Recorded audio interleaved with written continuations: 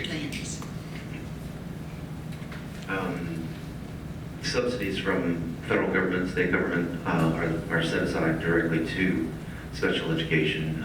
It is a requirement, and regardless of status or reason for that disability, reasonable services, and I say reasonable, that's where the gray lines appear, and how things are overlooked or they're forgotten, or maybe even going too far as services for certain individuals.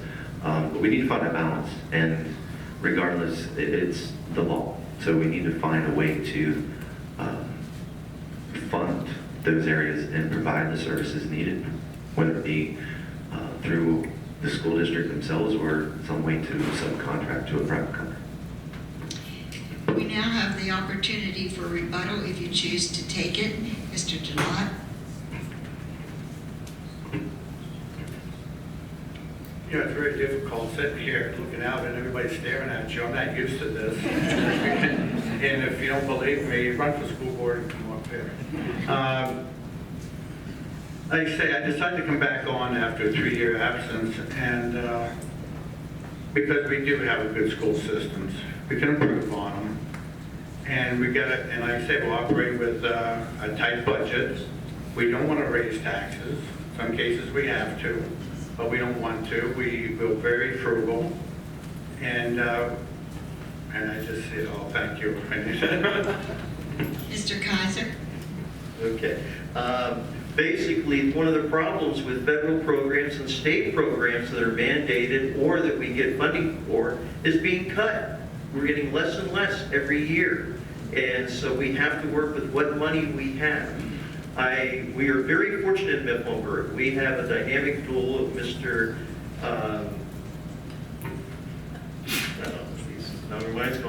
But our superintendent and our business manager do a fantastic job, and I think that we're one of the field districts that run on a good, solid budget.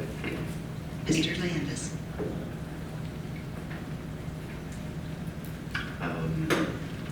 I think I'm just going to pass. Okay, that's fine. Thank you.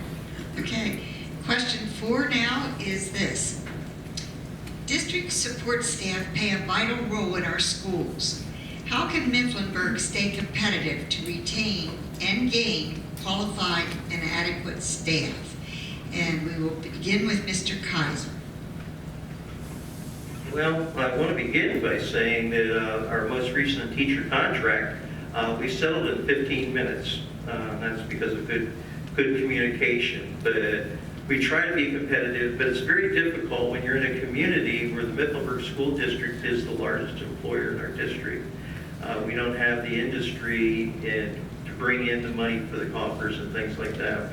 But I think most teachers are very content being here. I wish we could pay them more, but that's just not possible within our means. So otherwise, I think that we do have a good staff. Again, we have outstanding teachers, and if you don't believe that, go into the schools, meet with them, be a participant, and you'll find out that this is a good school district.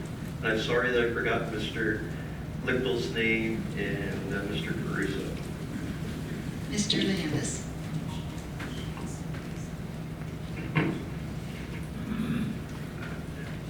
Education is right now a tough field. I see it in the trenches every day. Students, the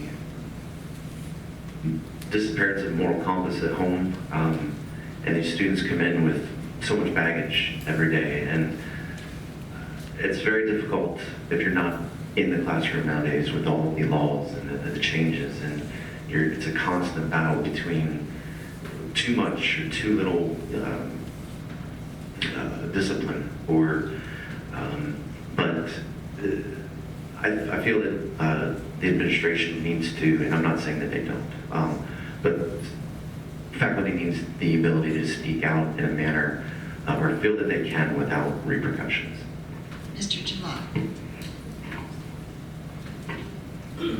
We have an excellent support staff here, and I was on the board when we hired, in fact, just about all the superintendents and the business manager and so on.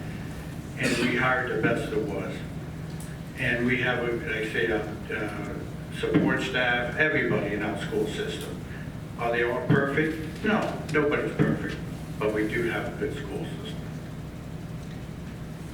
We now have opportunity for rebuttal. Mr. Kaiser. Again, I think that we have an outstanding school system, and I'll leave it at that. Mr. Landis. If you look across, and I'm not picking on anybody in particular, but the increases, not just in comparatively to support staff, teacher salaries, and superintendents, the ratio of increase, if you watch them, they're a little biased, I would say. I think money could be saved elsewhere to provide extra for others. Spread the wealth. Not wealth, it's your money, I'm not saying that. Mr. Jalak.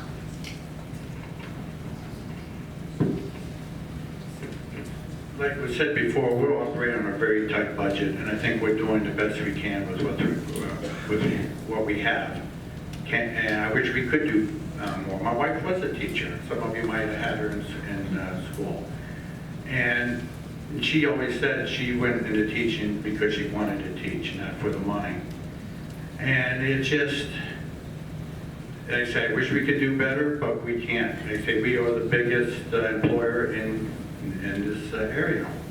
And it's too bad we don't have more opportunities.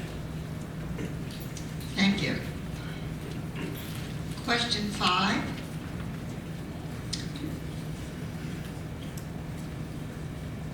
Is this: what do you want the district to do about bullying? Mr. Landis, you begin.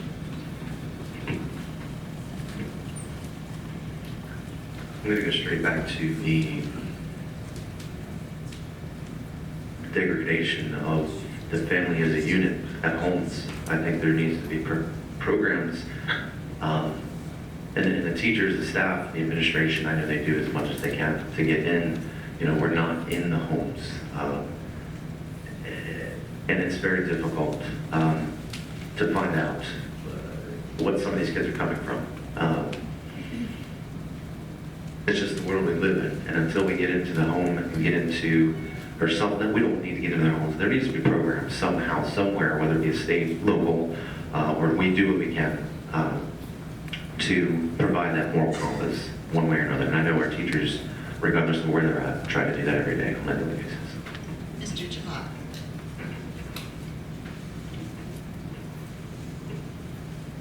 I don't believe in bullying, but it is tough. And I think Mr. Landis did say something. I think it starts at home.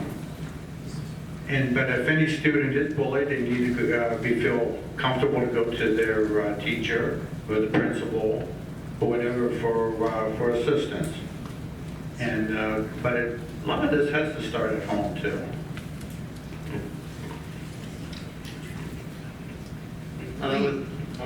With regard to bullying, I think that in the schools, they have a good handle on it. They are very aware of it. And it is, what happens is most of it happens outside the schools.